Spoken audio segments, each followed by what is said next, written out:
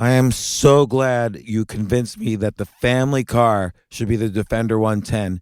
It is so beautiful inside, it's so comfortable, and it just feels indestructible. Yes, it really is. I've been waiting a long time for the new model to come out. The Defender 110, I'm telling you, it's my favorite car of all times. It's my third one. You know, I have stories of going off road. The guy managed the group. He was like, "What are you doing in this beautiful car?" I'm like, "I'm going off road." He's like, "Are you sure? Because you can use one of ours." And then they look like Mad Max cars. I'm like, no, we're going to do this. And he was shocked. Wow. Well, it's great because the Defender has been reimagined for 21st century adventure, and its unparalleled off-road ability as well as its robust interior are invaluable whether you're headed towards uncharted territory or just a weekend of exploration. The Defender 110 tackles challenging surroundings with absolute confidence. The SUV conveys strength outside and in, featuring peerless technology like an intuitive driver display and an award-winning infotainment system. That's my favorite part, to keep you connected no matter where the journey takes you. Adventure is unique to everyone, and so is the Defender. Choose from the two-door Defender 90, the four-door Defender 110, or the larger Defender 130 with the ability to seat up to 8 passengers. You'll find uncompromising performance in all three. So pack up and go even further with the Defender 110. Learn more at LandRoverUSA.com/Defender. Sometimes it takes a different approach to help you unlock your true potential. Capella University's game-changing FlexPath format helps you learn at your own pace and fit earning a degree into your life. From before you enroll to after you graduate, you'll be supported by people who are invested in your success so you can pursue your goals knowing that help is available if you need it. Imagine your future differently at capella.edu.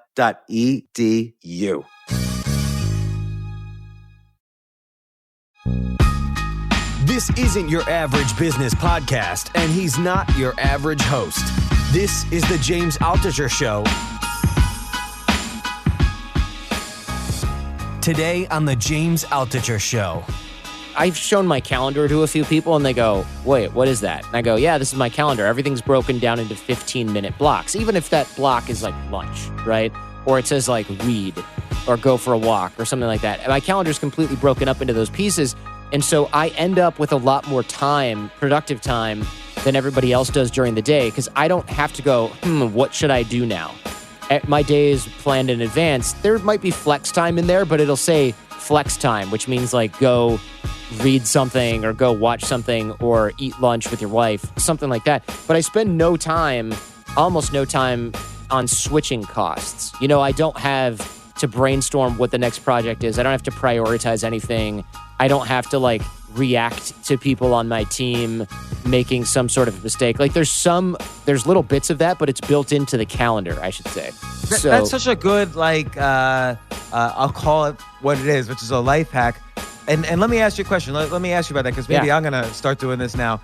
I've avoided that for years. In fact, I've even written about don't have a to-do list because at any given moment, so I had several reasons why you shouldn't do to-do lists, which is A, they're sort of stressful because you don't always get the things done on your to-do list. And B, for me, at any given moment, I sort of know what I should do. I'll just do the thing of highest priority. And if some things I never do, it's because they were never the highest priority. Right. But I'm starting to think that your approach might be better because I, particularly during this weird quote-unquote downtime of this coronavirus lockdown, I'm actually getting overwhelmed with too much work. I never can call people back. Yeah. And but maybe I need to kind of put these things in the schedule. Like, okay, from 10 to 11, I call people back.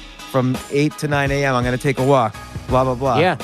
You know, and I have more questions about your podcast growth. Yeah. I always wonder about this. How does growth happen in a business, in an application, in a podcast? What would you say you've used to go from 1 million to 6 million downloads a month? What were your growth techniques?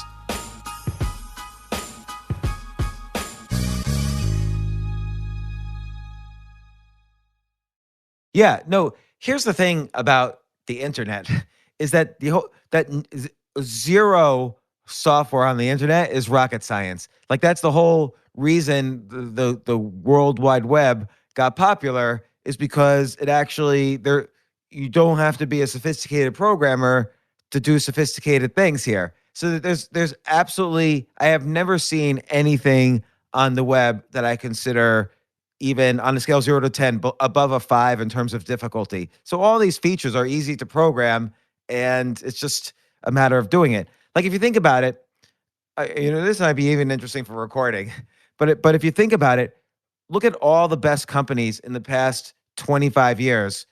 None of them are above the level of freshman computer science in terms of development. Like Twitter is trivial. Facebook is slightly, Facebook in the early versions was trivial, and now there's some stuff that's a tiny bit more sophisticated, but not much more.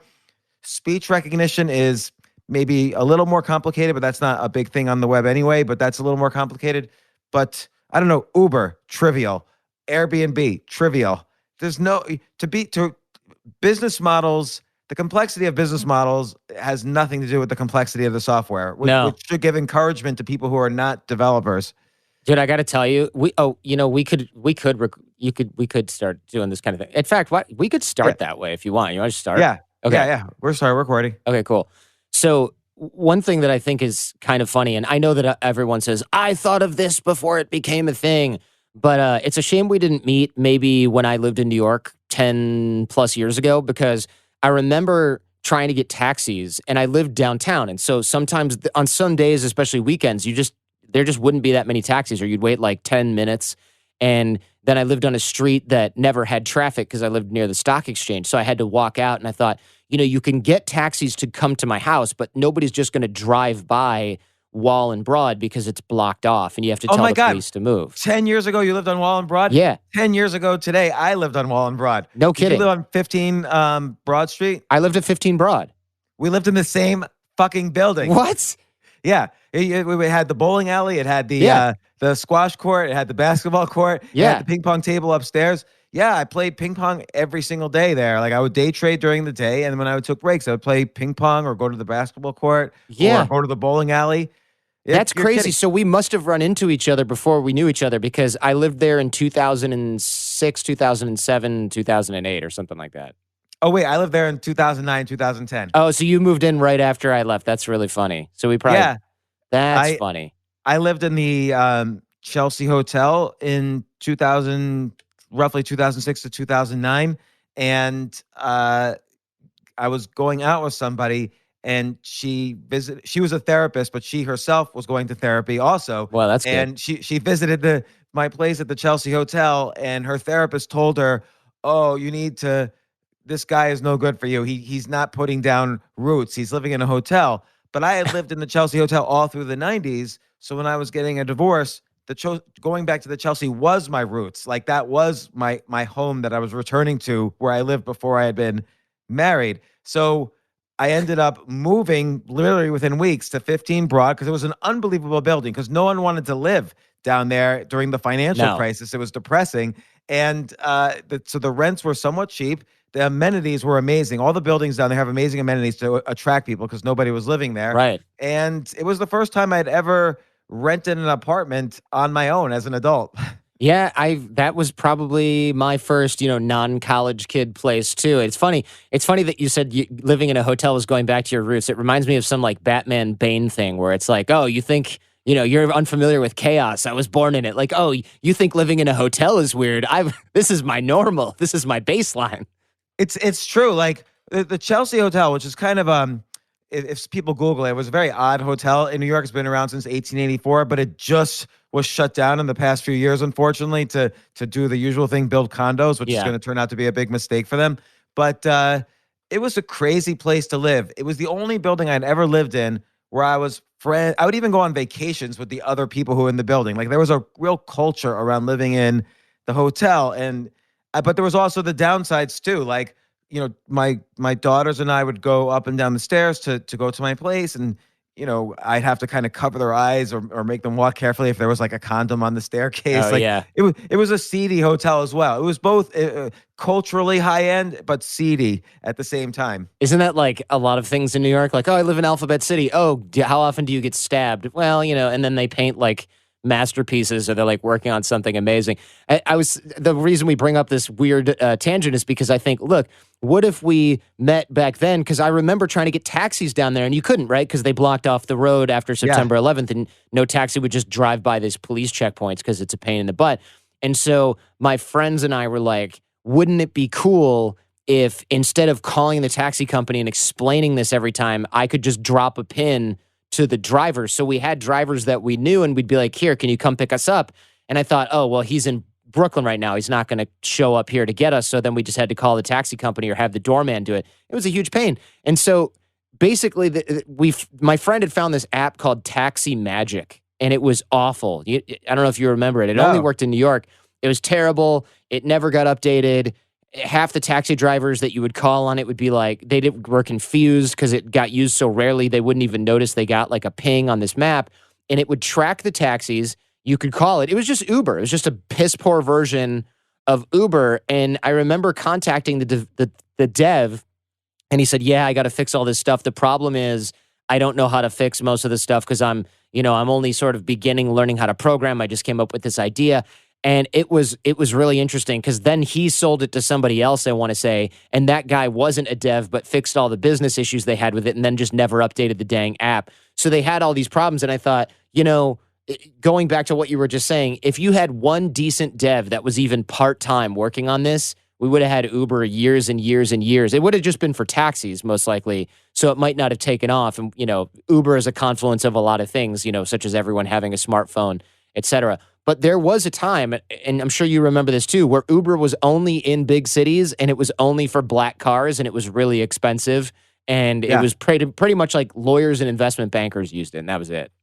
Well, it's interesting though, because the limitations of starting a business are never the software development or unless you're, I'm talking specifically about like internet or mobile based companies. Yeah. The limitations are never software. They're never the technology.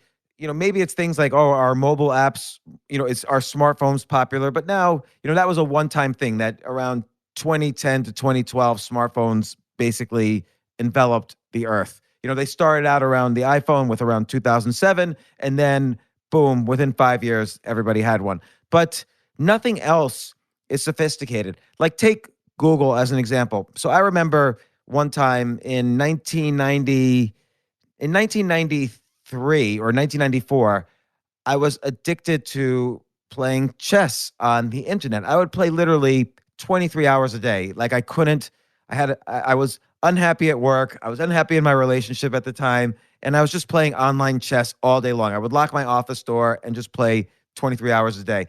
And I remember one time I'm walking outside my office. I was going to the bathroom in between 1-minute chess games.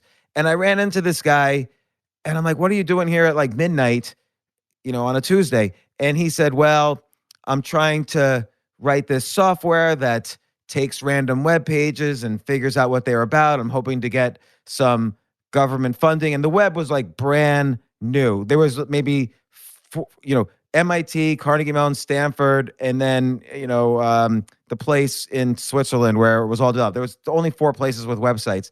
And I was thinking to myself, man, this guy's a loser, like staying here all night just to hope to get government funding with this web thing, like trying to translate pages on this web.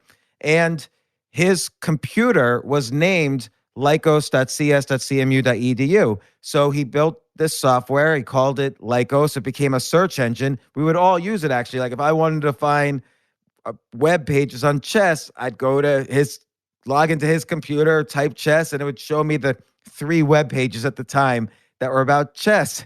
And Lycos became a $2 billion so CMU spun it out to CMGI, which was a big internet investor, and then CMGI took it public. My friend was worth hundreds of millions of dollars, and boom, it was the very first public search engine.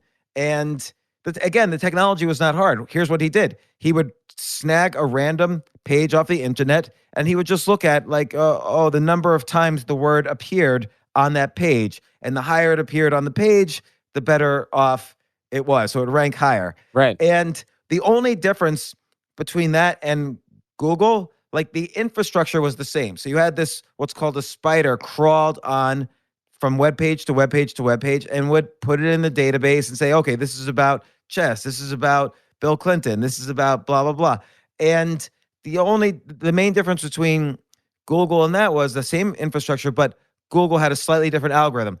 Google would say how many other pages that seem to be about chess would link to this page that seems to be about chess. So chess is mentioned, but then it would rank it according to how many other pages that seem to be about chess would link to it. And then that's how it would rank it. And Google themselves, Larry Page, people always say, oh, Larry Page invented the algorithm. No, some other guy invented that algorithm and got the patent. Google took the patent from him and improved it. That guy who invented the patent, he was working for a mainstream media company. He wanted to do his own search engine, and they're like, nah, it has nothing to do with our business. So he moved to China. He quit that company. He moved to China and created Baidu, which became the largest search engine in China. So the same algorithm spun off Google and Baidu because it wasn't that sophisticated. It was easy to do. And then the media company that rejected that guy, I think his name is I forget his name. His last name is Lee, I think, Li. But then the mainstream media company that rejected doing the search engine that could have been Google or Baidu was the Wall Street Journal. Oh, wow. Yeah. Yeah. So, but again, it just underlines the fact that like that algorithm takes about, again, a good programmer 1 day to implement. And all the other infrastructure, like a web spider, the infrastructure for a search engine, all of that was public domain. So that was like for free.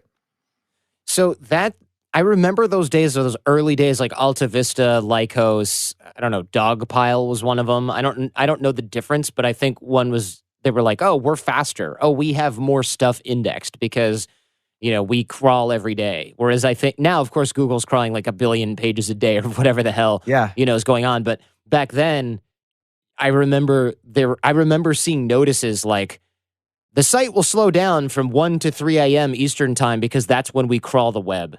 And it was like, holy moly, like they're just doing like a 2-hour quick update every day or every other day or every week or whatever. This is like the 90s. Yeah, and bandwidth was slow then. Like we wouldn't be able to do a podcast then like this where we're looking at each other on video while talking and recording. But again, like for any idea you do, either the technology is easy or the technology will eventually get there because the internet, computers are still getting faster and the internet is still getting faster and technology around it, like, smartphones and smart devices are getting more and more pervasive in society.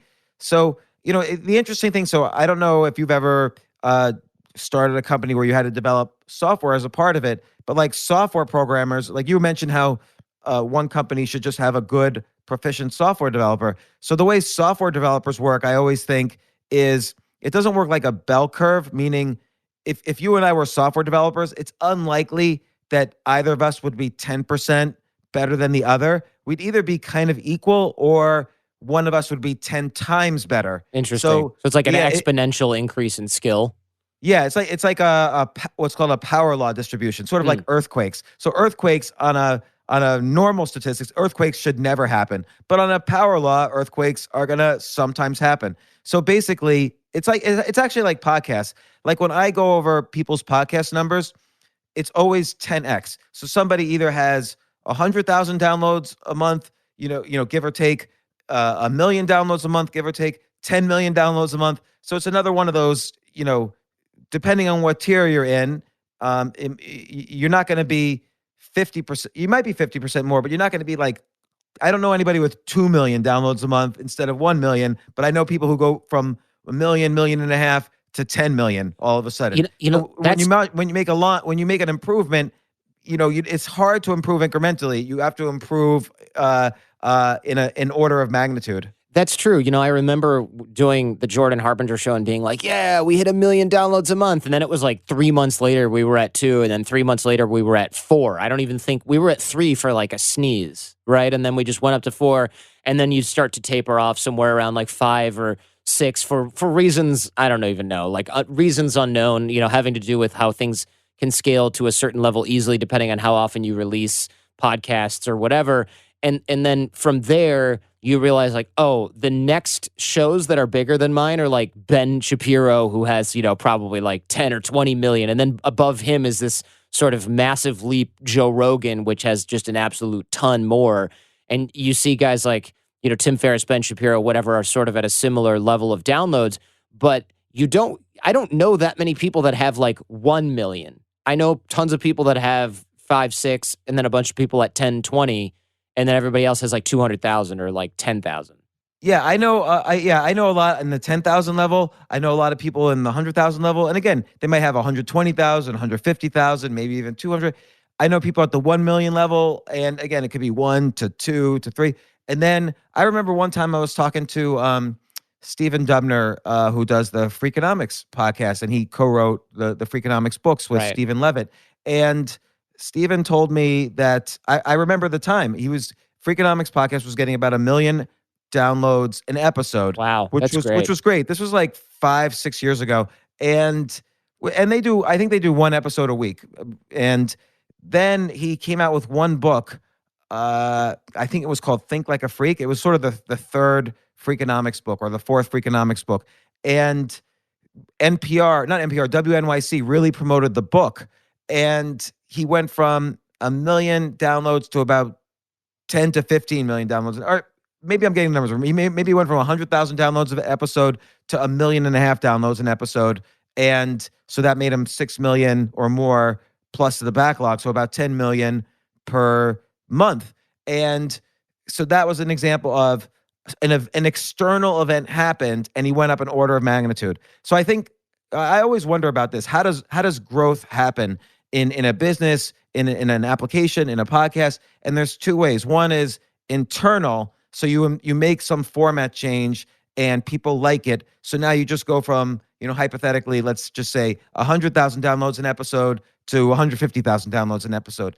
But then there's the external hit, like in the Freakonomics case, WNYC promoting a book. Or let's take Jordan Peterson's a great example. He became a national polarizing figure after some of his comments about the regulating language on transgenders and so on. So he went from essentially nobody knew who he was to boom, selling 1 million copies of his book. And that was a little bit internal, but really external, the fact that he became scandalous. So I sort of think that's sort of my model of growth. Like sometimes if you're growing any product or an application like a podcast, I guess there's 3 models. One is internal growth. What can I do to improve this? There's external growth. What can I do to get outside interest that will create a huge audience? And then there's a third, which is viral growth, which is what can I do to create sort of an exponential effect? Like 2 friends will tell 2 friends who tell 2 friends.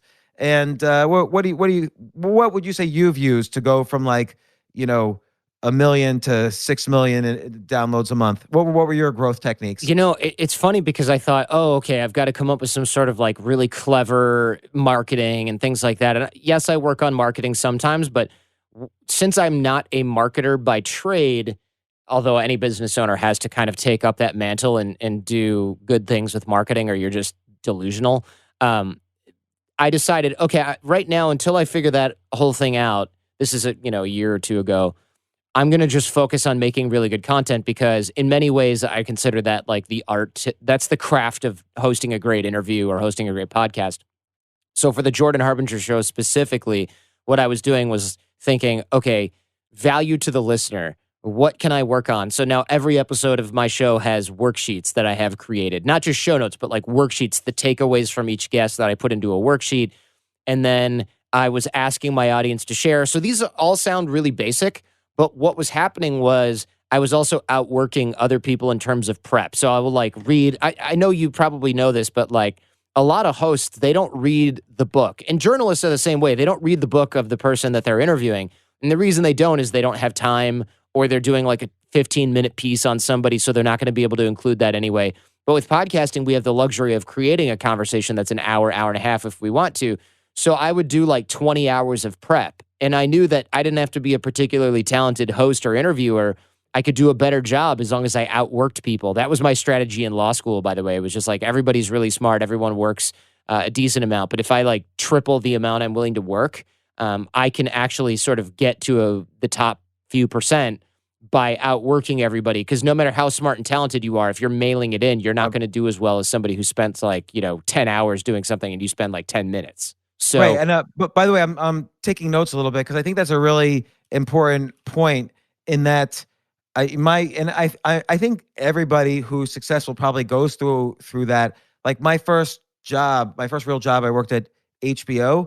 And at first I was just sort of screwing up and I didn't really understand why. And I felt like, man, I feel like I'm smart and talented, but it's not really happening for me here. And then one simple adjustment, which is I just got to work an hour before everyone else. And that adds up incredibly quickly. Oh yeah. Where suddenly I was creating so much more product than everyone else that it just became a natural that I catapulted above everyone else. And it's not, I don't mean this in a kind of Machiavellian way. Sure. It was just like a natural thing. And I think that's really important. Like, of course, there's the concept that you have to work effectively also, but assuming everybody's working roughly effectively, everyone who's passionate about something is working roughly with the same amount of effectiveness, it really does boil down to, hey, I'm going to just do an hour more. And that compounds exponentially, actually. It doesn't compound linearly, it compounds exponentially. That's an easy distinction to overlook too. I think there's going to be a lot of people that might say, okay, so whatever, I don't know, it means it goes up higher than in a straight line. But the results that come from that are really extreme. So that I think is one reason that people can do an extra hour of work each day. It really does add up. I've shown my calendar to a few people and they go, wait, what is that? And I go, yeah, this is my calendar. Everything's broken down into 15-minute blocks, even if that block is like lunch, right? Or it says like read or go for a walk or something like that. And my calendar is completely broken up into those pieces. And so I end up with a lot more time, productive time, than everybody else does during the day because I don't have to go, what should I do now? My day is planned in advance. There might be flex time in there, but it'll say flex time, which means like go read something or go watch something or eat lunch with your wife, something like that. But I spend almost no time on switching costs. I don't have to brainstorm what the next project is. I don't have to prioritize anything. I don't have to like react to people on my team making some sort of mistake. Like there's little bits of that, but it's built into the calendar, I should say. So that's such a good, like, I'll call it what it is, which is a life hack. And let me ask you a question. Let me ask you about that because maybe I'm going to start doing this now.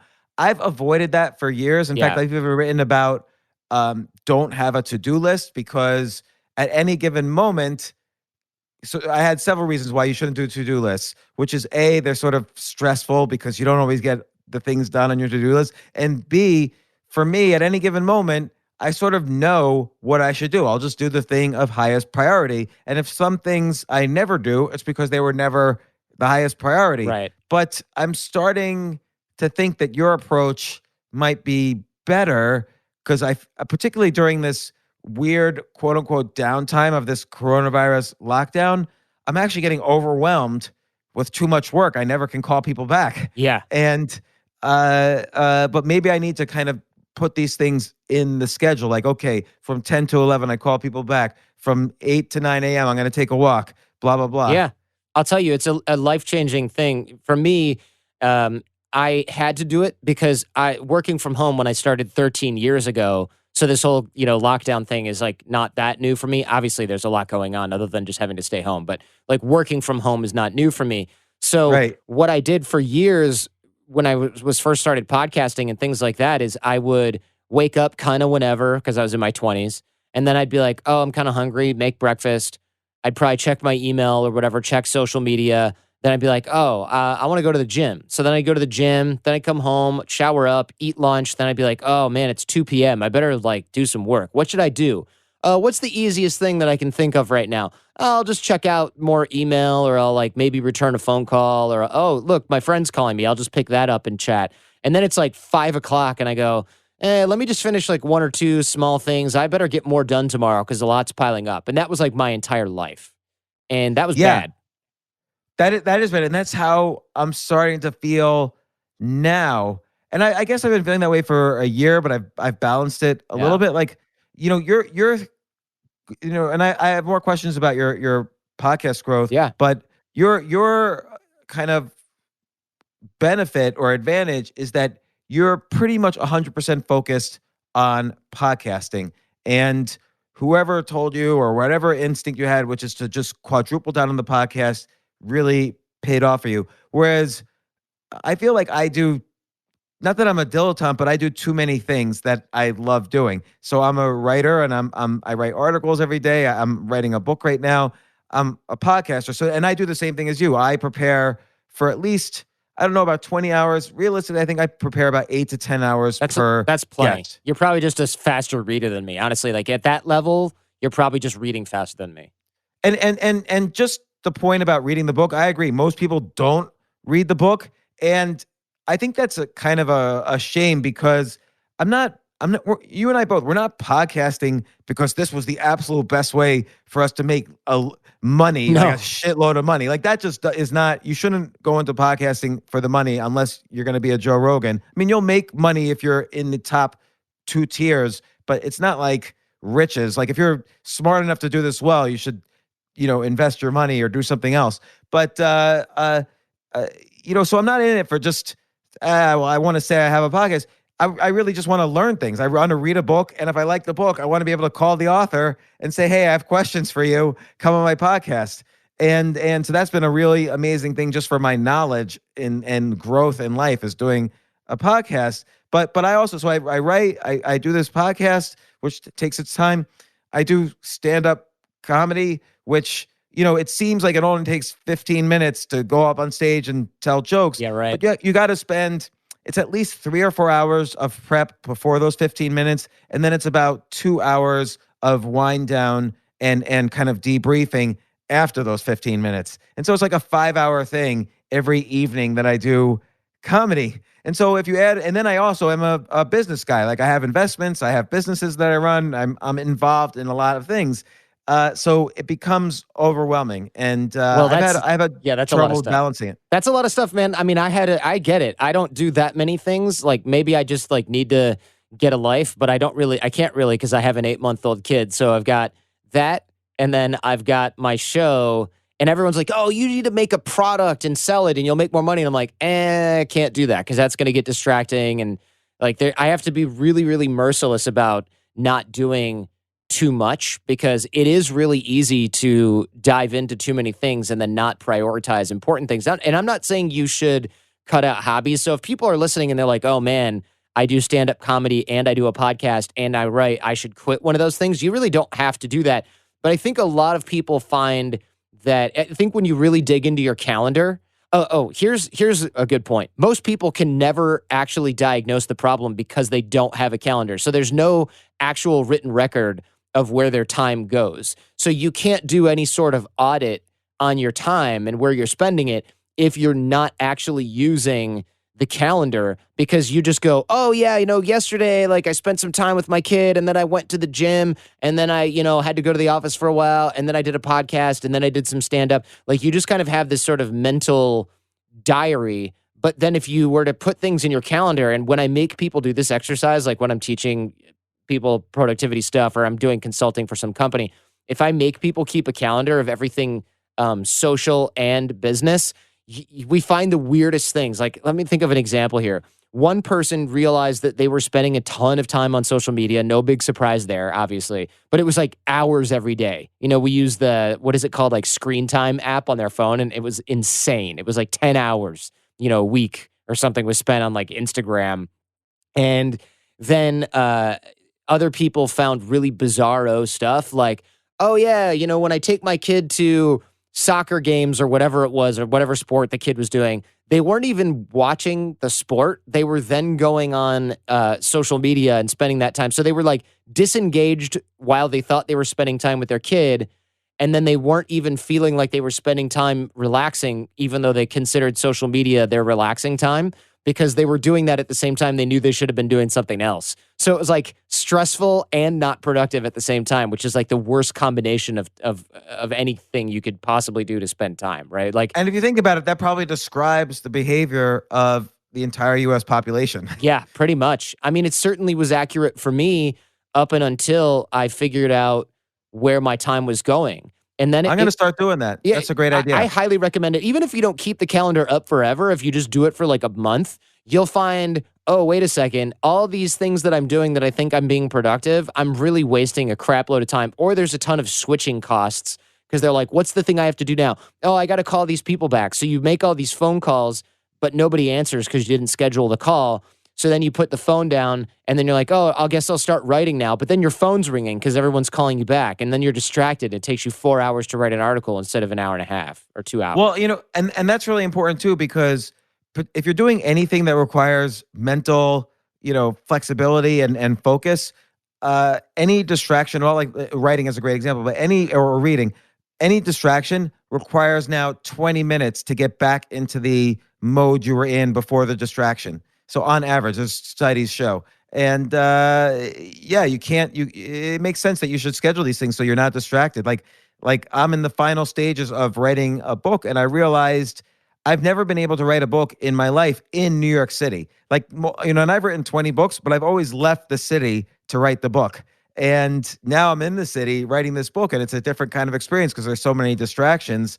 I have to navigate that. But I'm going back to the podcast growth. I do remember when you were, starting the Jordan Harbinger show, and you were very, I don't want to say aggressive about marketing because that doesn't describe you at all, but you were very forthcoming about asking for help. Yeah, that was tough. It was kind of tough, actually. Yeah, but you were very good at it, and it was very appropriate. And I'm sure just like I responded to your emails, I'm sure many people did and helped you out. And that probably, what would you say were your biggest contributors to growth? Because you did something amazing, which was you had a podcast and an audience, then you left that one and relaunched from scratch a new one and built up even bigger. So, and that was just a couple of years ago. Yeah. So what would you say were the biggest growth hacks there?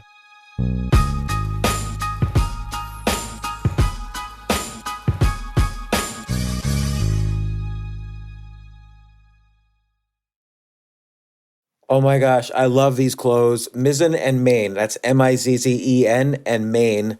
It really is the most comfortable work clothes. Travel clothes. I had to travel this whole week. I'm traveling for a week and a half, and I just took Mizzen and Main clothes with me. Close out 2023 in style with comfortable, breathable, packable, and machine washable pieces from Mizzen and Main. As you wrap up your year-end goals, enjoy a Mizzen and Main dress shirt that you can wear confidently. I like that they've very, very just nice, solid colors. I don't really like to get all fancy in patterns and everything, although they do have some pattern shirts, but very comfortable clothes, stretchable pants. It's just super comfortable, but they look professional, and you can wear them casually or professionally. I like some of their flannel shirts or untuck shirts. I love untuck. I never tuck in. So again, whether you're shopping for a special someone or giving yourself the gift you really want, I just buy myself gifts. Mizzen and Main is the perfect gift for any guy who works, travels, and cares about looking and feeling great. As you could tell by my many photos across the internet, I care about looking fantastic. I'm practically a model. And let's be honest, every guy loves to look great. So again, shop now at mizzenandmain.com and save 20% when you spend $130 or more using promo code James. That's promo code James at Mizzen and Main, Mizzen and Main.com.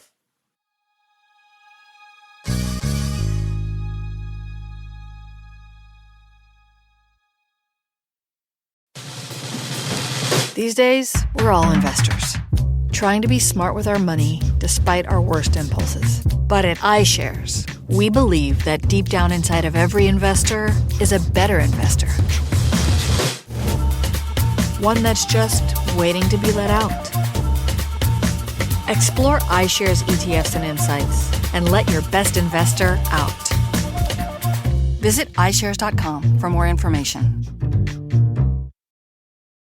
You know what I love about fantasy sports is that even though I'm not going to be a great basketball player or a baseball player or a football player or whatever, I feel like I get to participate and make decisions and use my knowledge of these different leagues or these different sports to compete. So it's like I can pick my team or I can pick my favorite players, and I could use my knowledge to make predictions and maybe even make money. So with the basketball season here, you can now pick combo projections across football and basketball from the Specials League on Prize Picks. This is a league created specifically for combo projections that include two or more players from different sports or leagues. Want to play alongside some of Prize Picks' favorite players like rapper Meek Mill and comedian Andrew Schultz, who's also been a guest on this podcast, and I've been a guest on his? You can now find community plays under the promos tab of the app to view entries for some of the biggest names in the Prize Picks community each week. Look, Prize Picks even offers a reboot policy so that your entries stay in play even if one of your players gets injured. For football and basketball games, if you have a player who exits the game in the first half and does not return in the second, that player is rebooted. Prize Picks is the only daily fantasy sports platform with an injury insurance policy. What? So I love playing it. I love anywhere where I can use analytical ability with my interests to demonstrate some skill and maybe make some money. And I like the game-like aspect. I do wish they had chess as a category on prizepicks.com, but I'll settle for what they've got. Maybe I should make my own fantasy chess league. But in any case, I love Prize Picks. Go to prizepicks.com/James. Use code James for a first deposit match up to $100. That's the easiest $100 you're ever going to make. So that's prizepicks.com/James and use code James. Daily fantasy sports made easy.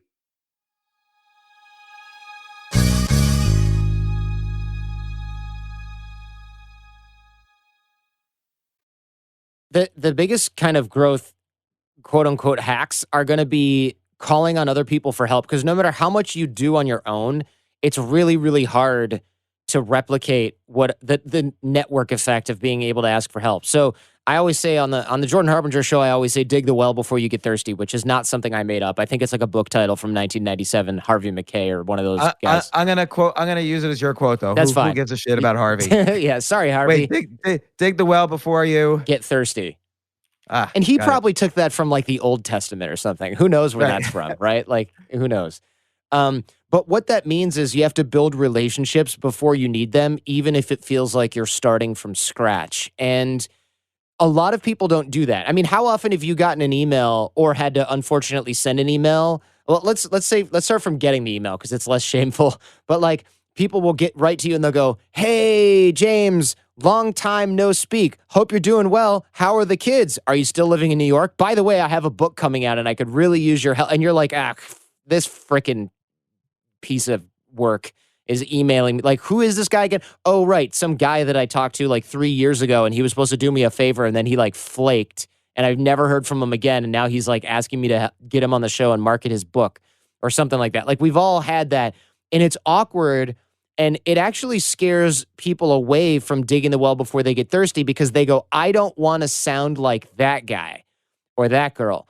And the reason you won't sound like that guy or that girl is if you dig the well before you get thirsty. So you and I have been in touch for a long time, and we're in touch pretty regularly. So last few months, pre-corona, which seems like forever ago now, you had launched Think Like a Billionaire, right? And you did that thing in San Francisco at Scribd. And you're like, "Hey, will you come out?" Or they asked me, "Hey, will you come out and do a show or an interview stage thing, whatever you want to call it, with James Altucher?" And I said, "Sure." And it wasn't like this weird ask because we probably talked 3-4 months prior at the longest before that. So it wasn't weird. But imagine coming out of the blue and being like, "Hey, will you do this?" And the person has to like try to remember where they know you from. It's weird. That won't happen though if you're in regular contact with people. So the trick is to be in regular contact with as many people as possible so that you can help them, not just so they can help you, but so you can help them. So me asking, I think like I made something like 140 phone calls the month I had to launch the Jordan Harbinger show. And it was easy enough to make those 140 phone calls because I emailed or texted those 140 people, and like 130 of those 140 people I'd probably talked to either via text, email, or phone in the past like 6 to 8 months. So let me ask you about that because, so yes, I have a lot of people that I keep in touch with, and yes, By the way, I know what you mean. Like sometimes actually some of the most successful people I know are very transactional. Like they want something from you, they write that email, and then occasionally they return the favor, Yeah. depending on where you are in the hierarchy. And somehow some of these people end up being the most successful, although that could just be some sort of selection bias. Like we don't know how many transactional people like that fell off the radar ultimately. Yeah. But how do you keep in touch with 140 people regularly? Like, do you have it in your schedule from 2 to 3 p.m.? I'm going to text 15 people. Yeah. So I made a whole course about this, and I don't want to shamelessly plug anything. We can do it later, maybe. No, let's shamelessly plug. I don't care. Oh, okay. So I have a course called 6-Minute Networking, and it's because 5-Minute Networking was taken. And it's called 6-Minute Networking, and it's free. I don't sell it or anything. I give it away as that's, I guess, my value add, whatever you want to call it. And it's at jordanharbinger.com/course. And again, there's no upsell. You don't have to enter your credit card or any BS like that. But what it does is it teaches you a set of drills that can be done in a few minutes a day when normally you'd just be dicking around on Instagram or social media. And some of the drills are things like every day I get up in the morning and I obviously, like everyone else, I'll check my phone at some point. And around 10 a.m., that's not when I get up, by the way, just for the record. But around 10 a.m., I call it Connect 4, and I'll send 4 texts to people, but it's not just random people who pop into my head. Sure, one of those people might be that, but I open up my phone and I scroll all the way to the bottom of my text messages. That's where all those old, dead threads are, where it's some guy you went out to lunch with in San Diego during a conference 2 years ago, and you haven't talked since because you forgot to save their number. But you texted them your name and they're like, hey, cool, nice to meet you. It's Jordan Harbinger here. So you can send that person a text, or it's just an old friend that texted you a million years ago. You can send a text that says hey, Jordan, I've done a really crappy job of keeping in touch. I noticed I haven't talked to you in 2 years. Just wanted to see how you're doing. I just had an 8-month-old kid. This lockdown's driving me crazy. I don't know if I told you I got married in 2017. Since we talked last in 2016, I can't remember if you met my wife, blah, blah, blah, whatever. Tell me what's new with you. And then you say no rush on the reply. I know everyone's busy. And the reason you say no rush on the reply is because most of the time, if you hear from somebody and it's been 2 years, they're going to think, is it going to be Herbalife or Scientology? What does this person want? Right. So I always want to destroy urgency. So people are trying to sell you something. They do that urgency crap, whether it's real or not, where they go, amazing opportunity. I've only got 3 spots left in my super cool mastermind thing that no one's actually signed up for, that's overpriced, that I've never run before. They do the sales copy. But for this, you want to destroy urgency, saying hey, if you don't get a chance to reply, don't worry about it. Because people are trying to sell you something, they don't typically break urgency. It's bad sales techniques to do that. So actually, that'll increase your response rate. And so you break urgency, you use their name so they don't think it's a mass text. You don't want to go hey, friend, it's been 3 years. What's going on? Here's my update. You want to use their name, and you want to sign it with your first and last name so you can avoid problems like the one I just had, where somebody said, hey, Jordan, it's Sam. How are you? And I said, hey, Sam, what's going on? And the whole time we're chatting, I'm trying to figure out who the hell Sam was. And finally I said, well, man, good talking, but I got to admit, I can't remember where we met. And she goes, man, it's Samantha. And I was like, okay, I legit have no clue who you are. And she's like, oh, sorry, I'm the ad agent from, I don't know, whatever company. And we met at FinCon in 2016. And I was like, cool, I got to admit, I have no clue who you were, and I still don't. And she's laughing about it because she's a nice person. But you don't want that to happen, because it's not a good catch up if you have no clue who you're talking to. That's so funny. And it's funny because again, I find that everybody has a similar framework. They just might do it in different ways. So for instance, one way I do what you do, like you said, you scroll to the bottom of your text messages, blah, blah, blah. Sometimes I'll go back on my Gmail 5 to 7 years, find an email that I never responded to, and respond as if I had just gotten the email. So there's kind of an element of humor to it. Yeah. When they get the email. Like someone will ask me to lunch in 2012 and I never had responded. And then I'll hit reply and I'll say, okay, you around next Tuesday? How about this place? And usually people get a kick out of that, and it kind of covers over the fact that I never responded 8 years ago. Right. They're like, I moved to Djibouti in 2015. Right. And then your idea of not asking for anything, this sort of reverse sales technique, I do that as well. Like even if I'm like one networking technique I do is I'll give an idea. Like, let's say I'll write to somebody and I'll say, hey man, love your podcast. Here's 5 ideas that I would do if I were you. Hope all is well. No need to respond. Good luck. Yeah. And so it's very much like just giving, and there's no possibility that I come across as being salesy. Yeah, that's great. And I think the key here is not necessarily the format, although you should always use your name and use their name so they don't think it's like a mass text and they can remember you. But the trick is doing it consistently and systemizing it. Because if you do that once and you do it like twice a month or something, it's okay, but it's better than nothing, but it's not great. If you do it every day at the same time and you do it with 1 to 4 people, and you systemize it at the same time, you'll do it every day. And it's always these compound effects. So it's like, look, if you Yes. text one person a day, because maybe you don't have a huge network or of older contacts, and you take weekends off, that's 5 people a week. That's 20 people a month. Let's say you have a 50% response rate, which is low, but like not totally unrealistic. Usually it's like 75%, but for the sake of math, let's say you get a 50% response rate. Now you're getting responses from 10 people. Most of them are just going to be like, hey, I got a dog. Here's a photo. By the way, I got to go to a meeting. Bye. And 1 or 2 of those people might be like, oh, okay, it's good to be in touch. I actually remember being kind of cool with you. Like, let's keep in better touch. What happens is over a period of months, you end up getting a lot of random opportunities. And I put random in invisible air quotes here because they're not that random. Real example, I'll text like 80 people a month. Again, it takes like 5 minutes a day, not even. And once or twice a month, I'll get some ping back from somebody, usually from the previous month or months, that will say, hey, Jordan, are you still doing speaking gigs? Or do you still do any kind of consulting? My company wants to start a podcast. We don't know what to do. And I'll be like, yeah, I'm, for your company, Bausch and Lomb or whatever, it's going to be like $1,000 an hour, but I can get them set up with gear, get the right producer, help them design the show, whatever it is. That's not a real example of a company, but it's like the type of company. And they'll be like, great, here's a retainer for 20 hours. Let us know when we need to refill it. And I'm like, 20 hours? Like, we're probably not going to need that, but I just made like 20 grand consulting remotely for some big Fortune 500 company. That person would never have picked me for that job. They would have farmed it out to someone else. And usually I'll say, hey, how did this end up falling in my lap? And they'll say, well, after your text, a couple days later, I went into a meeting and the sales guys were saying podcasting is the latest thing. We need to find a podcaster. And I said, I know a guy because we just talked. And they said, reach out to him. And that's how you got the gig, or like that's how you got the speaking engagement. And another real example from a few weeks ago is someone said, pre-COVID, I'm walking into our quarterly sales meeting and we're going to do an annual event.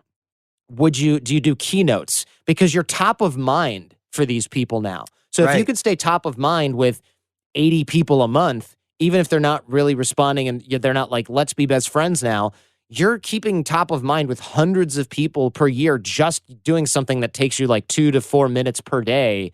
And those opportunities start to come back to you. Even if 99 out of 100 people never responded to you or never got you any kind of opportunity, it's still worthwhile because the one that does come back could be like a job offer for you or a friend. You could meet someone that becomes a close friend of yours. You could meet a business partner. You can get a speaking gig that pays you $15,000, $20,000.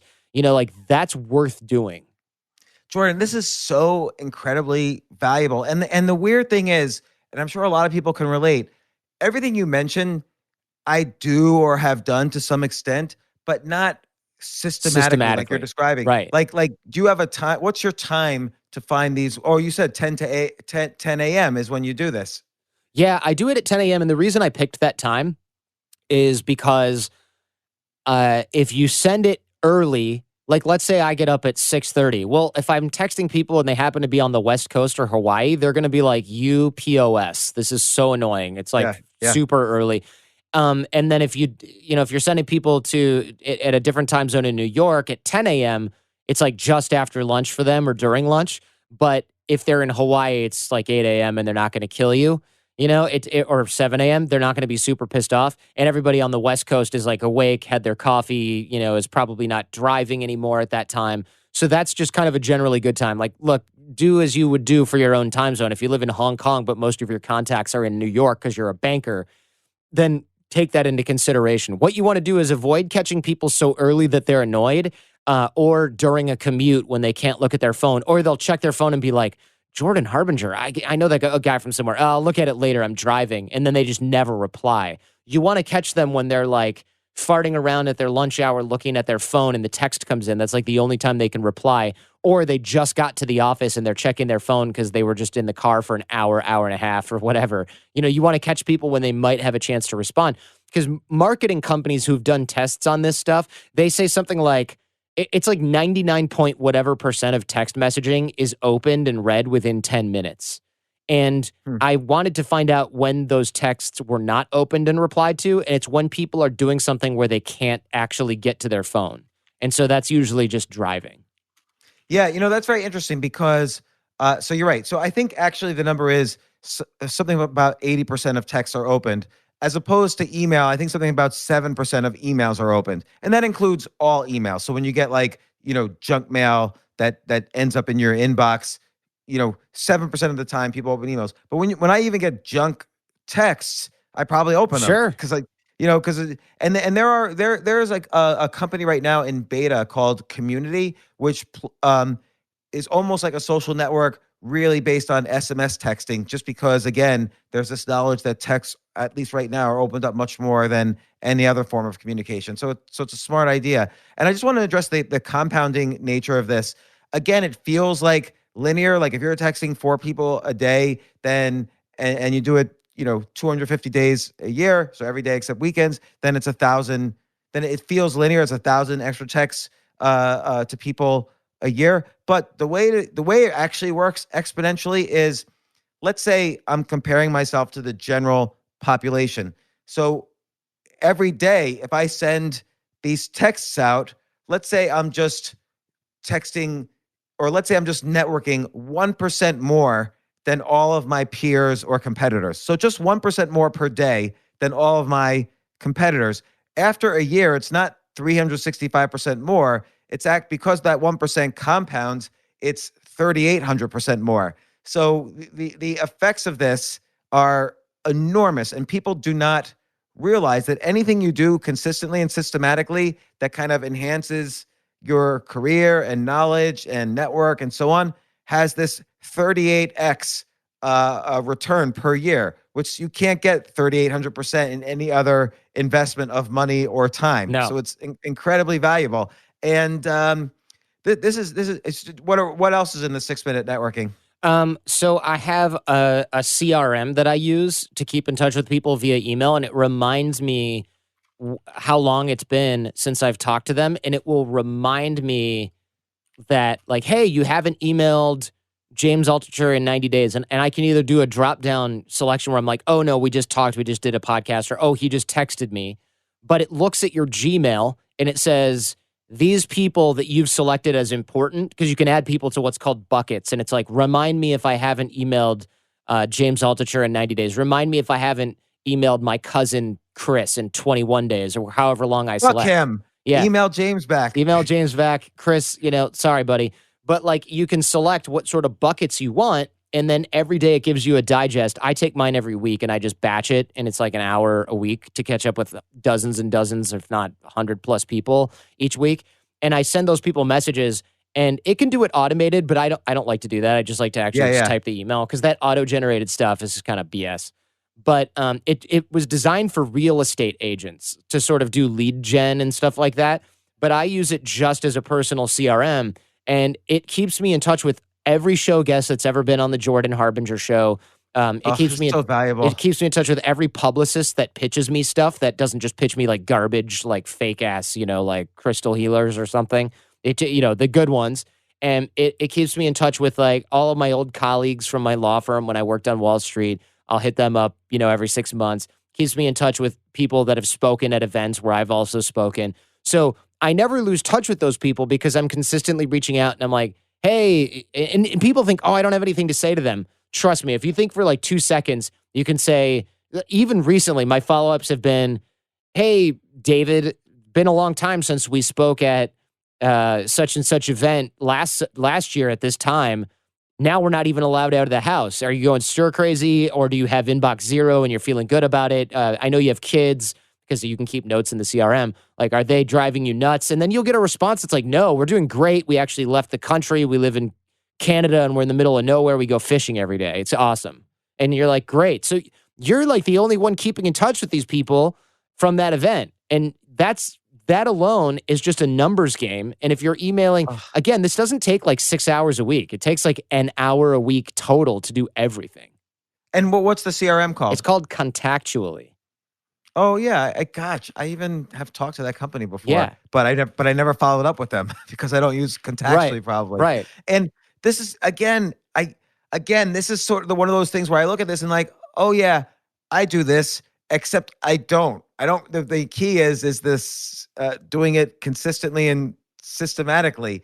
And again, this is so valuable. And I can assure the listeners, like I've seen you start from scratch on this, and I've wondered, man, how did he just totally explode in growth again? Mm-hmm. And this is really valuable. And now I'm feeling like a little tense because over the years, I feel like I've been pretty good at this, but not like just systematizing it a little bit more makes it like 1,000. Again, it's one of those things you're probably 10 times better at it than me, just because you've systematized it, and it's amazing. Okay, what's another thing? But by the way, I wanted to say with Contactually, it's great, but it can be kind of pricey. So a lot of people might be like, "Whoa," because I think it's like $60 a month or $80 a month. So a lot of people will be like, "I can't do that. I'm a student, or I don't want to pay for that if I'm not sure I'm going to use it." Airtable, which is I'm not quite sure exactly what this is. It's some kind of crazy powerful software that's all in the cloud. I don't know how to describe it, but there's free tiers of Airtable, and there's a template on their website called Personal CRM. If you search for their templates, and you can just click Use Template, and you can use that as your CRM too. It's like the name of the person, you tag them as hiring manager or something like publicist. You can tell you could tell it who introduced you, when you last caught up, and where they live, stuff like that. And so Airtable can also do it. So that was I want to mention that so that people don't think that this is out of reach for them. This is great. By the way, is it okay if I write about this and I'll totally attribute it to you? Please do. Yeah, please do. And just throw like because the 6-minute networking stuff again is free, and it mentions all these options, how I use them, all the scripts, and it's just like 12 2-minute videos basically. Well, the way I'll write about it is, or talk about it is, I'll always do it in the context of how did this guy Jordan Harbinger grow to even surpass where he was before. And it's this idea of digging the well before you're thirsty. Yeah. And he uses these networking. The most important thing is being able to ask others for help, because then that is a way of leveraging, your life experience, because you've met other people. But the only way you can leverage that is if you still have it's like memory in a brain. You only remember things if those neural connections have been watered over the years. Otherwise, you forget things. Yeah. So it's the same idea. You're kind of watering these connections that don't necessarily need to be watered, but by watering them, you're keeping the overall networking environment or your overall brain, strong. Yeah, people think that if they want to network, they have to go to these like really stupid time-wasting mixers all the time. They think that they have to be salesy. They think that they have to like be schmaltzy and schmoozy and throw business cards at people, and you don't. So the way that I create the network, one, never go to a mixer. You should never go to any event that's not curated. That's like a rule. What do you mean by curated? Curated is like, if it's like, hey, everybody come network, don't go to that. But if it's like, hey, we're only having business owners that have a average monthly recurring revenue of $100,000 or more, and only in the tech space for cloud-based software as a service businesses, we're doing a private happy hour at this bar in Manhattan, and it's the first Thursday of the month only. Please email me if you want to bring a friend who hasn't been before, and I'll make sure they're a good fit. That's like what the curator would say. Then you show up, and it's like only tech founders that are doing decently well in a business that's similar to yours. You don't show up and talk to somebody and they're like, yeah, I'm thinking about becoming a life coach. You don't have those people at that event wasting your time, or like somebody going there to be like, hey, I'm an investment manager that has 0 clients. Please give me your life savings and I'll invest it in expensive funds with high fees. Like you don't have those people in there. So, Right. so- No, I totally agree with that. And so what else is in what's another networking technique that you've used specifically that you feel contributed to your the regrowth of your podcast? Yeah. So not only should you only go to curated events, because that's where you meet more people that you can then keep in touch with. I am constantly introducing people to one another, and that has to be people that are inside your network already. Well, it doesn't have to be. It should be, and it's easier to do that.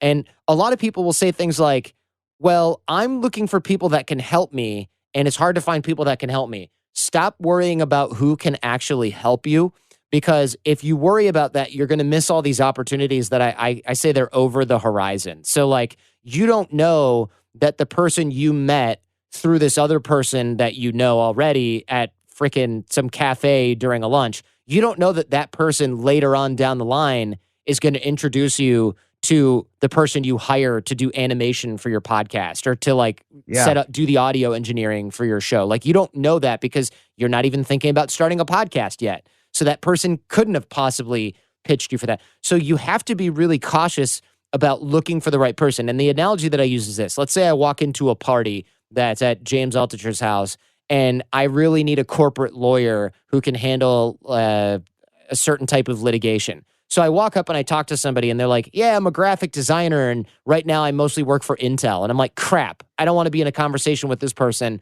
because I just need a corporate lawyer. So I'm looking around, I'm not engaged with them. I talk to them politely for a few minutes and then I excuse myself and I go to talk to someone else and I'm like, hey, what's going on? What do you do? And they're like, oh, I'm the hiring manager for this new startup that's like a Uber competitor. And you're like, crap, I'm looking for a corporate lawyer. I don't want to talk to this person. Rinse and repeat for 100 people. Maybe I don't even find the right person at that event. And I consider it all a big waste of time.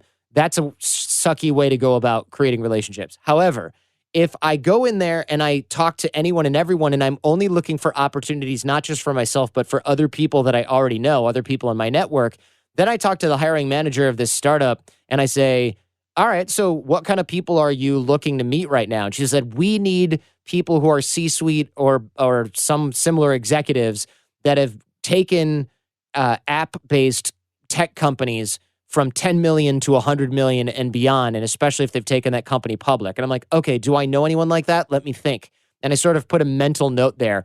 And then the graphic designer who I met or whatever, who's mostly working for Intel, I say, so do you freelance? And they say, yes, I do. Okay, great. So you mostly do tech company type graphics? And he's like, well, I do motion graphics, like commercials for things like iPads or like Microsoft Surface devices that have Intel chips in them. And I say, oh, okay, so you could do like a startup's new tech gadget. And he's like, yeah, I love doing stuff like that. It sure beats showing off the same semiconductors every damn day, right? So now I can find people that they should meet, that they can help, and that can also hire them or help them do something else. Now I'm just connecting people that I've already met and that I just met who are inside my network to one another. And that makes it scalable. Because if I'm trying to help people and I'm a graphic designer, then what? I just have to make them free graphic design forever? That sucks, and it's not scalable for me, and it'll put me out of business. And that's why people are like, I need to look at what's in it for me, not just help people for free. I got bills to pay. That's fine. I understand that. But the way you do that is not by giving people free websites if you're a web designer. The way you help other people is you connect nodes in your network to one another. You don't want this hub and spoke crap where you're the middle of everything. You want an actual web. Oh my God. Like, I've written chapters in my books about this. And again, you probably do it a little bit more systematically than I do. But my number one rule with networking is what I call permission networking. So let's say I know someone who would be perfect for you. Let's say you're looking for an audio engineer and I know an audio engineer looking for a podcast to work on.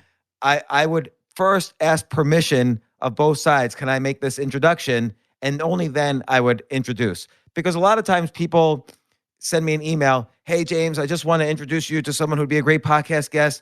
I'm moving myself to BCC. Good luck, guys. Yeah. And now it's like a homework assignment for me. Right. And no one asked me permission to have this homework assignment. And maybe that guy would be a good guest, maybe not. I don't know. But permission networking, I think, is a very important way for me to network, because then it shows that I'm really respectful of people's time and I'm providing value. But your final point there, the hub and spoke model, again, we're talking about exponential versus linear. So in the hub and spoke model, you have a personal network of, let's say, 100 people. And then if you meet someone at a party, now it's 101. And then you meet someone on the street, now it's 102. But when you start connecting the nodes of those 100 people, it's not 100.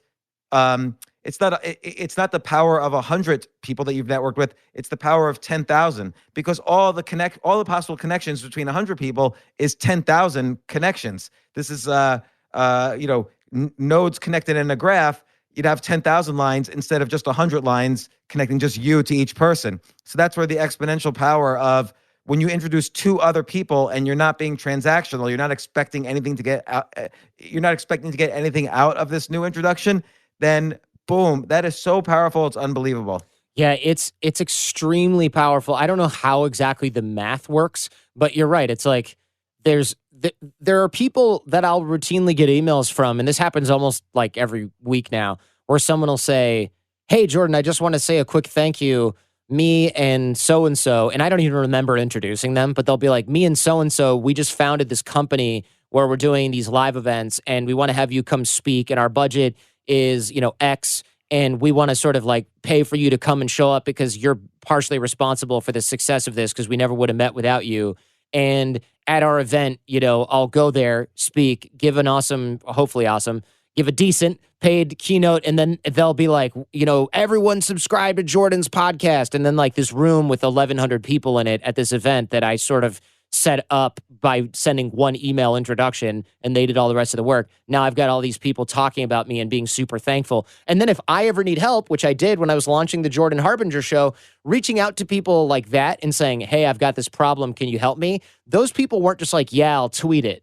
They were like, "Let me email our entire company list about your new show right now, because when we needed help, you hooked us up big time, and it resulted in this big thing.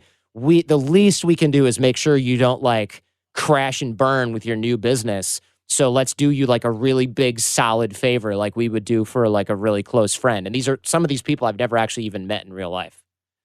That is great, and I could see now the pieces are coming together on how you were able to come back so strongly and then surpass even where you were. Any other techniques? And you cover a lot in 6 minutes. Yeah, there's a ton, man. I'm telling you, like a lot of what I've created for the 6-minute networking course and that I teach on the Jordan Harbinger show is everything. Well, it's stuff that I use, but it's also stuff I teach to special forces, military, Central Intelligence Agency, MI6 and MI5. I did like a thing for them, even though it's not like they're not telling you that that's what it is at the time, but it's like really obvious when you do that. They're using this. So a lot of people will say things like, "Oh, I'm already pretty good at networking." I'm like, okay, cool, but are you doing all this stuff systematically? Because if you're not, then you're leaving everything on the table. It's probably like those people who, I'm sure you get this, where people say, "Oh, I'm pretty good at, I don't know, investing." "Oh, great. What's the last thing you invested in?" "Oh, well, I mostly just track the markets. I don't actually put any money in." I mean, you'd be like, you're not good at investing then. If you just think you're good at picking stocks, but you never put any money on them, you're not good at picking stocks. Why would you, you're just telling yourself that you knew that Uber was going to be successful. If you really believed it at the time, you would have put some money on it. What are you talking about? Right. No, I think that's the what's called the Dunning-Kruger bias, where people always think they're better. Like it's like 9 out of 10 drivers think they're above average driver when that's impossible. Yeah, it's impossible. So I find that to be the case, but that's also the advantage, because you could say, "Okay, good for you," and then you have an edge over all of these people who already think they're good, and so they've capped out because they're not trying to get better. But okay, what's another 6-minute networking technique that you've used? I swear to God, I'm gonna use all of these in my own life. Sure. And again, to some extent, it's like you just pointed out. I'm like that guy who says, "Oh, I'm good at investing." To some extent, I do all these, but it's the systematically that makes it exponential, have an exponential impact on your life. Exactly. Like I'll talk to people and I'll be like, "Are you trying it?" And they'll be like, "No, I'm naturally a really good networker." And I'm like, "Great." And then what's sort of like tragic is undoubtedly at some point within the next year or two, because I can see it's like a LinkedIn thread or something, I've had people tell me they're great at networking, and then like a month or two later, they're like, I got laid off. What should I do? And I'm like, reach out to your amazing network that you said you had. And they're like, the problem is it was only people in my office that I was really networked with, and it's not really a broad network. And, the whole industry is kind of suffering right now. And I'm like, so you only knew like people in your own company. That's not a great network. You're not a good networker. You're a guy who shows up to the office every day and talks to people. Like, there's a huge difference.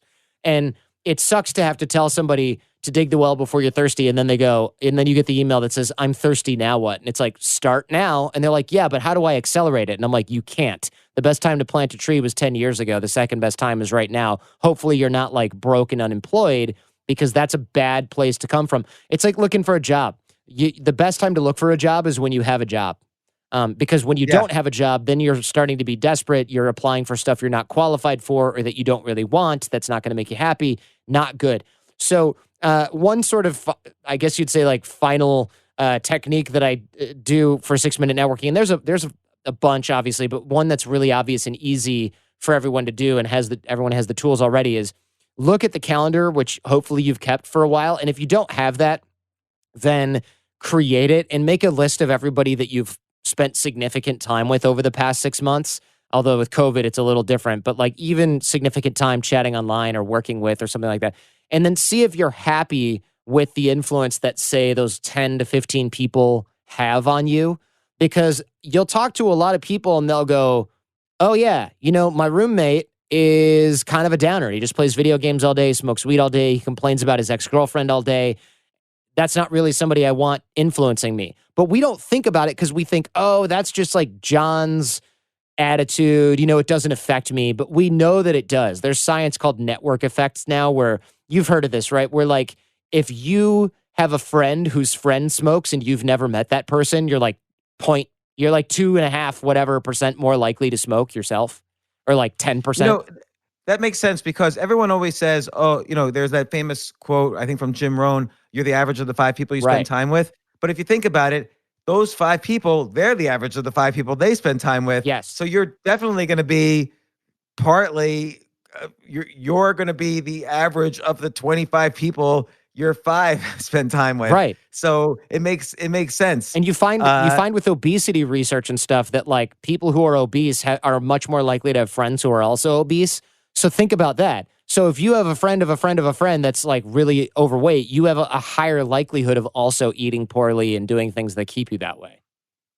This is so important. And I've always been good. I'll tell you, I've been good at the 5-5. So the 5 people I spend time with, I try to make sure, they're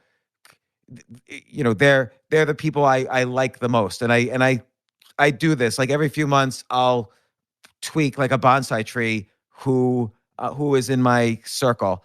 And, and again, I do this permission networking, not as systematically as I would like. And I've even written about it in a systematic way, but I should do it more systematically. I also never go to a mixer, and part of that's because I'm antisocial. The CRM of email, I'm absolutely going to do that. It's so valuable. The texting 1 to 4 people a day, every day, I should do that. I have not done that. That's great. And figuring out the right time for me would probably be your 10 a.m. is my 1 p.m. Trying to think what else here. I think those are the main things. And it's just been also this concept of reverse sales I've always done, which is when I send a letter to somebody, I make sure it's the opposite of sales. Like yesterday, for instance, I pitched an idea of for a TV show to somebody, and I said, this would just be good for your company. You should do this with or without me. And this person, who's a billionaire founder of a very successful tech company, he wrote back instantly and said, no, this sounds great. Let's set up a call. So, if you give without, and you make it very clear that you expect nothing and you're very honest and sincere about that, then that tends to work. Yeah, it's true. It's true. It has to sort of be sincere. And you can be sincere and say, I'm trying to get my network going because I've been bad at it. Because a lot of people will email and they'll write in 6-minute networking. They'll say something like, what do I tell people about why I'm reaching out? And I'm like, don't make up some weird thing. Say, hey, I realized I haven't really like kept in touch with a lot of people and I wanted to change that. So I wanted to reach out. No rush on the reply. I know this is totally random. And you'd be surprised at how many people go, that's a really good idea. I'm glad you wrote to me. It has been a while. I've mostly been sitting at home watching Netflix and blah, blah, blah. Great to hear from you. The problems arise when people say things like, hey, what's going on? Just reaching out because you popped into my head. And then people are like, why would I pop into their head? Oh, they're probably making a list of people they can sell their healing candles to. I'm not going to reply. So let's say though, let's say you had on someone like, I don't know, Richard Branson on your podcast, and how do you, or let's say you had on some famous movie star, like I don't know, let's say you had Tom Hanks on your podcast. Yeah. How would you go about keeping in touch with people who, let's say, are in I don't want to say higher tier because it's not that hierarchical, but basically they have many more demands on their time, and in society's ranking system, it's harder to network with people who are, famous or, the absolute number one in their field. How do you overcome that hurdle? Yeah, there's a couple of techniques that I use for this. So a lot of folks will be like, oh, well, it's probably a bad example, but I had the late, great Kobe Bryant on the show, and I was like, I'm going to keep in touch with Kobe Bryant. But you don't do that by being like, yo, Kobe, shoot me your number, let's hang, right? That's unrealistic and doesn't make a lot of sense. But what you do is you find the person who has influence with that person. So you find their assistant and publicist who you spoke with and did all the logistics with, who are like, the COO of Granity Studios, which is his company. So I was keeping in touch with those folks on a regular basis. That's actually better. Like if you want to get a hold of me, you can reach out to me and I'll probably answer at some point. But if you really want to get a hold of me and like get me to do something, you should get a hold of my wife. Right? Like she's really pulling the strings. And a lot of people who are busy, they have those people in their life. It's like their COO, their secretary, their assistant, their publicist, whoever it is that has influence with them. That's the person you actually want to keep in touch with. So I recommend people figuring out who those people are and then do that. The other thing you can do is a lot of people, and I taught a bunch of scientists this stuff before. What you should figure out is not only young scientists were asking me how they can get in touch with like really well-known, influential, I guess is the term, scientists. Like they feel like, oh, I can't just show up at some conference and talk to this Nobel Prize winning scientist. Like that person's not going to pay attention to me.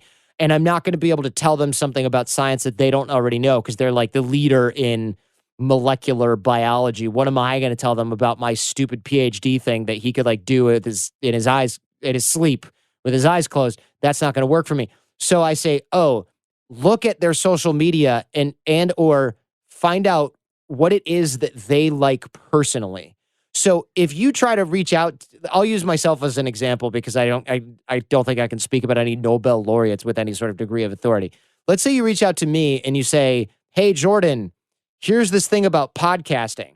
There's like a 90% chance I read that in Pod News this morning or that I read about that somewhere else or that, I've had people reach out and tell me some news about a company that I advise or something. And I'm like, thanks, but, I'm on it. And it's not really that impressive. And I don't really engage with it that much. Like I appreciate the effort, but it's kind of like, okay, I got it. And I might even forget about it.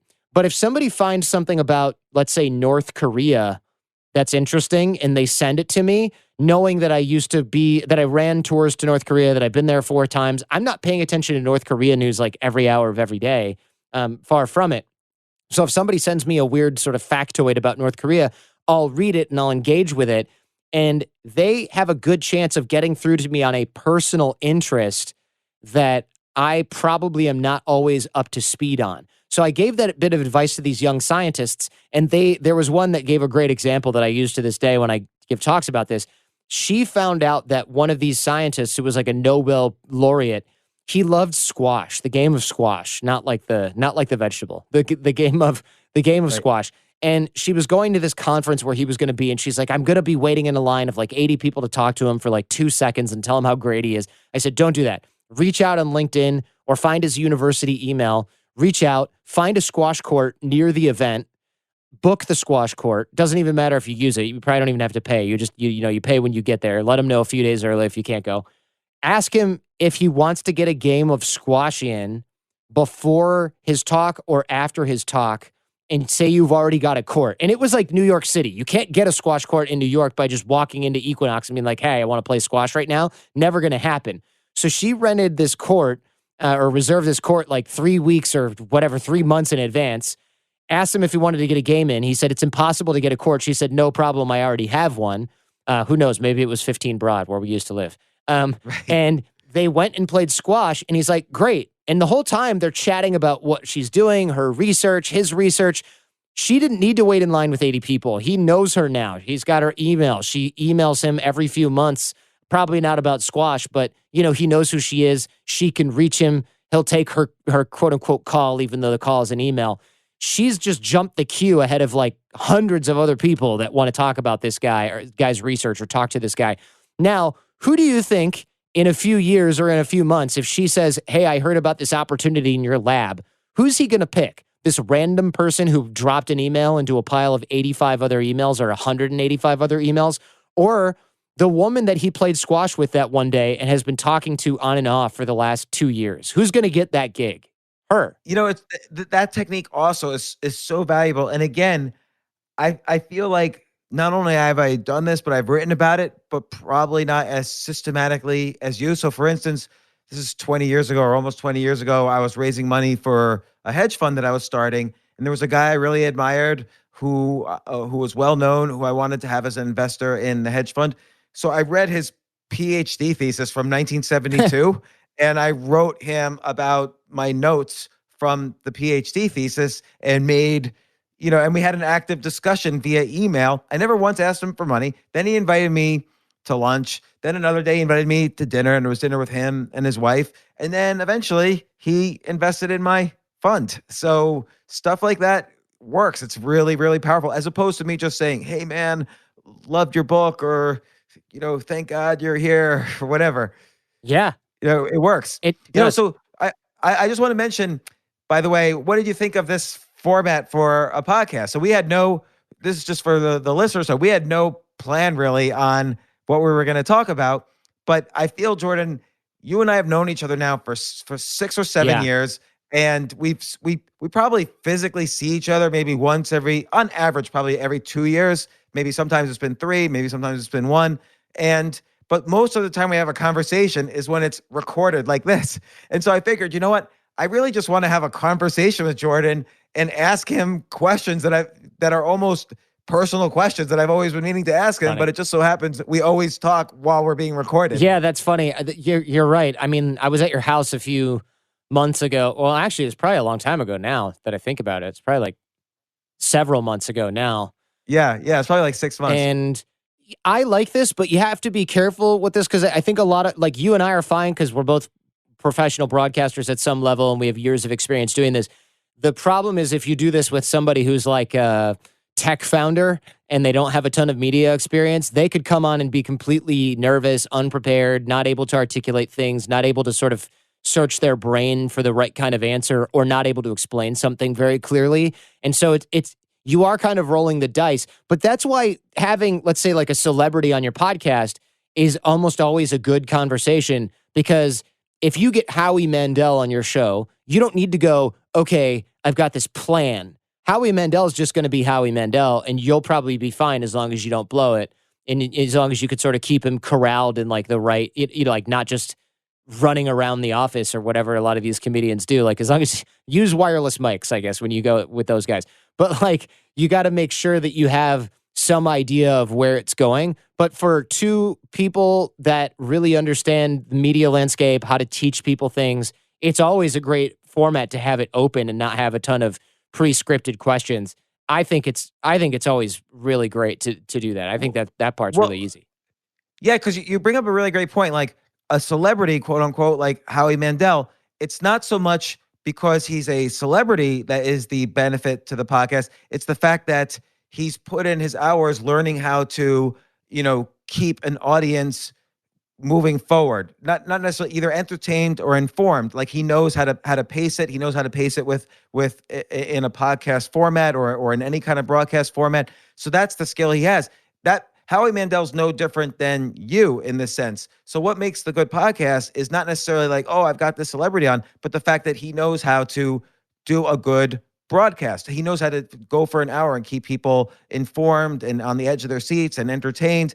Because sometimes I find having someone who's just a celebrity on, those are some of my worst podcasts because they actually are just too used to people just being fascinated by them and they just sit back and enjoy the glory when they might not have that skill of broadcast. Howie Mandel's, a comedian. So comedians often have this skill too, thinking on their feet, making sure an audience of strangers are adequately entertained every 15 seconds and so on. Yeah, you're 100% right. There's a lot of different, if you just have some sort of actor on, they could just be like, whoa, I have to do something now. You're supposed to just fawn around me and like ask for my autograph. Or they have like a lot of celebrities. You're right. A lot of celebrities will have like a 15-minute, I can be really funny and entertaining and charming, or 5 minutes, like what they do at a restaurant when they get mobbed. But they can't necessarily, and not many have this problem, I would say, but there's definitely some celebrities that are going to be impossible to connect with over an hour to 90 minutes like we've been doing because they never have to do that with people they don't know, ever. Yeah, no, I agree. And I think, so I've been, I always am going to have, I think it's good to have well-known people on because there's a reason why they're well-known and there's things to learn. But I've been slightly moving the format to more conversation-based with people I know will deliver value, like this one, or even more storytelling where there's me and a foil who could occasionally ask questions or bounce stuff off me, but really it's me telling stories based on my own experiences. So I'm like the guest and the interviewer of my own podcast because that's how I initially built an audience, was by writing my stories down. And I've never really done that on the podcast. So I've just been playing around with changing the format. Yeah, I like it. I think I tend to over-prepare, but I don't always stick to the format. And I think for anybody having a conversation or broadcasting a conversation, you should look to do that. Like you can have a plan. You could read someone's whole book, but if they start talking about something else and it's a better conversation, you got to just throw the plan out the window and not worry about it. I think in show business, they call it killing your darlings because like you're so psyched about doing this one scene, but then you start improvising and it's amazing. Like I think that happened with the Hangover movie. They wrote all this stuff and then they started just goofing around, and a lot of that stuff is what made it into the final product because it was just ridiculous. It was funny. Well, that killing your darlings is a big quote in writing. So I have 5 kids, so they're constantly writing essays for either colleges or whatever. I was going to say you're constantly killing them. Yeah, basically, it's well, the thing is, when they write these essays, I'm telling them like, here's a beautiful sentence, but it doesn't belong. You're not really adding any. It's what I call placebic information. You're not really adding. If you take it out, if you take the sentence out, you've reduced the quality of the essay, not at all, which means you've improved it by reducing the number of words to get your point across. So killing your darlings is an incredibly important skill in writing. Like I always advise people, even if you know this rule, write your whole essay out and then immediately remove the first paragraph and the last paragraph, and you'll see that the essay is better. Even if you already know this rule while you're writing the essay, it just is magic how that works almost every time. But very few people listen to me because it's hard to kill your darlings. Yes, it is hard, especially if you worked really hard on something. And I think a lot of people, let's say they have some sort of scene that they wrote for a play and they're like, this is amazing. But you're right, it doesn't add to the narrative and they just keep doing it. The problem arises, I mean, that happens in business too. Like there's companies that come up with some sort of app or something and it looks beautiful and it's graphic designed really well. And the CEO, it was his idea and he hired his cousin to build the thing or his brother. And the company's like, this thing is not going to do anything for the bottom line of the company. And somebody somewhere has to make a tough decision and be like, this sucks. It's not going to happen. Happens with movies all the time. And it can happen in podcasting too. Like I find people that don't plan, they don't do a great job a lot of the time. People that overplan and stick to the plan mercilessly, they don't do a great job, because you'll find, I heard this example a long time ago, so I can't remember what show it's from. I'll just say it doesn't even matter anyway. But there was a doctor on there, and she was like a disease specialist or something. She had been adopted from, I'm ruining it here. Let me think of how to tell the story. So this infectious disease doctor comes on the show, and they have all these questions about infectious disease and, how she got so good at early detection, whatever it was. And she starts the show and says something like, sorry, I'm a little late. My parents were having their such and such anniversary. And the person said, my parents just had an anniversary. Let me show you this photograph. So she gets out the iPad and shows like a photograph. And she said, your parents, turns out this infectious disease specialist, she was African-American, but her parents were white. And the host goes, and she's like, yeah, I'm adopted. I was adopted from Africa as a kid. And the host just goes into their pre-scripted questions. And I was like, I know. You do realize that the reason she's probably an infectious disease specialist is because she was adopted as a kid from a place where there's so much infectious disease, and it very likely influenced her entire career trajectory and her entire life, right? And the journalist who was doing the interview just totally didn't get it and started asking about like research grants, and the show was lame.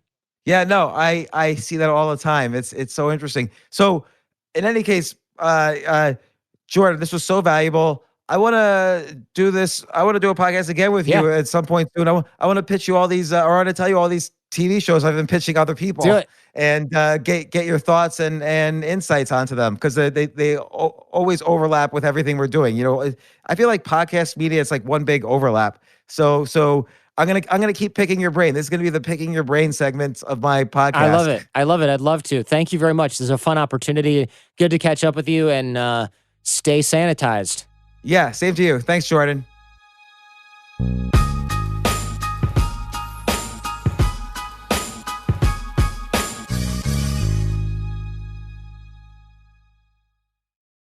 Powered by Snapdragon, the Samsung Galaxy S23 Ultra elevates your photography to epic new heights. Snapdragon processors deliver a color experience like no other, with sharp, industry-leading 8K video capture. You can also snap images in 200 megapixels, capturing more detail than ever. And those late-night blurry pics are a thing of the past, thanks to next-level night mode. Experience powerfully moving premium photography, only with Snapdragon. Follow us on Instagram at Snapdragon Official.